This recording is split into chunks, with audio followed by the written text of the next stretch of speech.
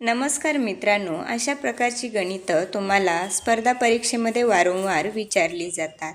तर या गणितामध्ये वेळ वाया घालवत बसायचा नाही. त्यासाठी काय करायचं, एक स्ट्रिक वापरायची. इथं काय आहे, प्रत्येक संख्येमध्ये समान फरक आहे. कितीचा फरक आहे, तर प्रत्येकामध्ये 3चा फरक आहे. तर त्यासाठी काय करायचं, पहिली संख्या अधिक होय. शेवटची संख्या छेद 2 गुणुले n. n म्हणजे काय, तर एकूण ज्या संख्या असतात त्या संख्येला काय म्हणतात, n म्हणतात. n म्हणजे नंबर.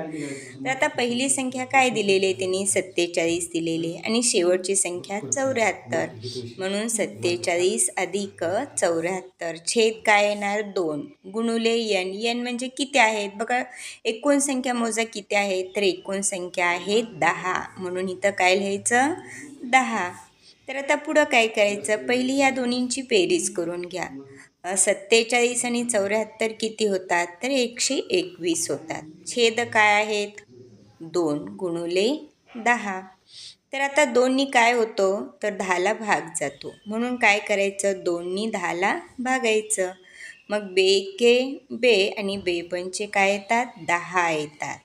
आता राहिलं काय, 121 गुणुले 5. आता याचा गुणाकार करा. जर तुम्हाला डायरेक्ट येत असेल तर तुम्ही डायरेक्ट करू शकता. जर येत नसेल तर तुम्ही साईडला घेऊन सुद्धा करू शकता. म्हणून 5 एके काय येतात रे, 5. 5 दोन्ही 10ला 0, हातच्याला आले 1 आणि 5 एके 5 आणि 1 6, म्हणजे एकूण उत्तर काय आलं, 605.